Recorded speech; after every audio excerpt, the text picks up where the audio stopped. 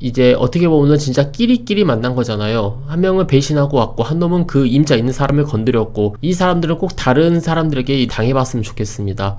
안녕하세요. 오늘은 애인 있는 사람을 뺏고 자랑하는 사람들 가지고 와봤습니다. 이런 걸 자랑하시는 분들이 종종 계신 것 같아요. 하지만 누구나 다 알고 있죠. 이 상황이 모든 게 잘못됐다는 걸. 근데 그걸 떳떳하게 말하고 다니시는 분들이 계십니다. 이런 사람들을 주로 봤을 때 이 사람들은 과연 무슨 생각을 할지, 어떤 마인드로 나한테 이런 걸 말하고 있는지에 대한 생각을 좀 해봤습니다. 제가 생각했을 때는 이 사람들은 그저 자랑할 게 그거밖에 없는 거예요. 본인의 친구에게서 뺏어왔든 본인의 아는 지인에게서 그 사람을 뺏어왔든 그게 굉장히 뭐라도 되는 것 마냥 항상 그렇게 생각을 하고 있기 때문에 당신에게 그렇게 떳떳하게 말을 할 수 있는 거예요. 하지만 우리가 봤을 땐 전문 용어로 라고 하죠.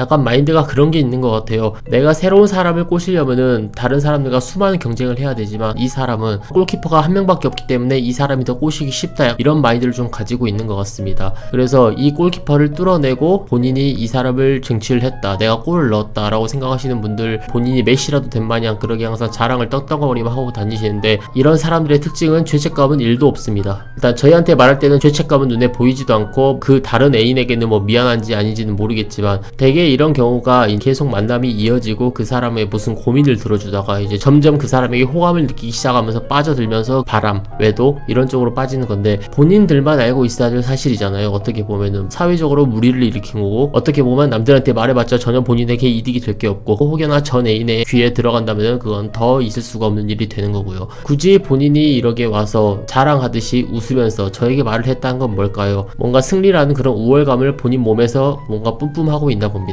그분에게 넘어간 그 사람도 문제가 있지만 알고 있음에도 그걸 꼬셔서 같이 만나고 있다는 걸 다른 3사에게 또 말하고 있다는 거는 본인도 당할 걸 생각은 안 한다는 겁니다. 이제 어떻게 보면 진짜 끼리끼리 만난 거잖아요. 한 명은 배신하고 왔고 한 놈은 그 임자 있는 사람을 건드렸고, 이 사람들은 꼭 다른 사람들에게 당해봤으면 좋겠습니다. 이제 전 사람이 좀 너무 쓰레기라서 아 그래 내가 이 사람보다 이 사람이 더 낫겠다라고 자기 합리화를 들어가서 그 사람에게 넘어가는 경우가 많아요. 그리고 그 꼬신 놈도 이제 자기 합리화를 시작합니다. 그 순간만큼은. 근데 이 합리화를 하는 과정에서 그래 얘는 어차피 힘들다고 했으니까 어차피 헤어질 거니까 그래 내가 만나자, 가는 놈은 그래 어차피 헤어지려고 했는데 이놈이 더 나한테 잘해주니까 이놈 만나야겠다 라고 하고 갑니다.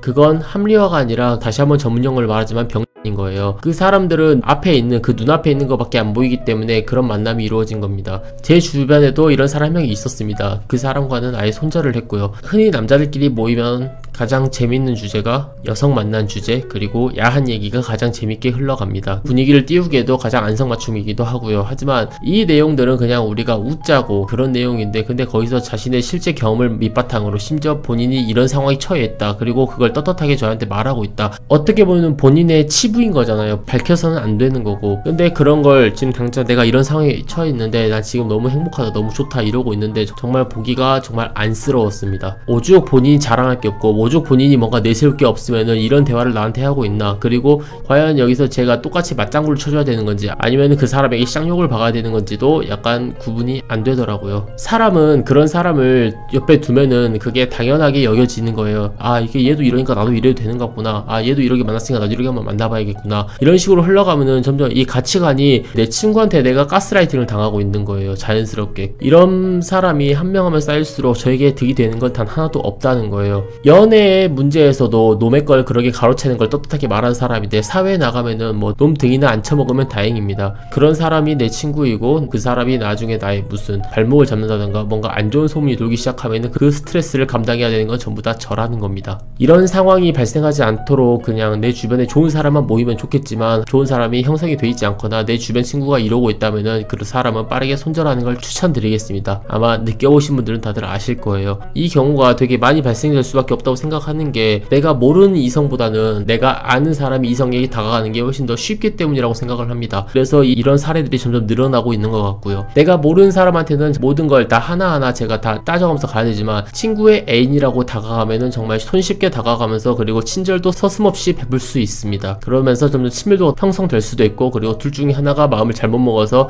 연락을 하고, 그리고 또 다른 상대방이 그걸 받아주기 시작하면은 결국은 그거는 진짜 썸으로 발전하는 게 쉽게 발전할 수 있습니다. 겁니다. 그러면서 이 경우의 수가 점점 늘어나고 있는 거고요. 혹시 모르잖아요. 그 당사자가 당신이라고 생각을 해보세요. 내가 애인이 있는데 이놈이 내 애인과 만났다 라고 생각을 해보세요. 때려 죽이고 쳐 죽이고 그리고 칼로 찔러 죽여도 눈이 안 풀리실 겁니다. 그런 상황을 미리 방지하고자 이런 사람을 손절하는 건 괜찮은 생각이라고 저의 조금의 의견을 알려드리겠습니다. 뭐 그럴 리는 없길 바라겠지만 혹시 모르잖아요. 앞날은 당신의 애인을 뺏어갈지.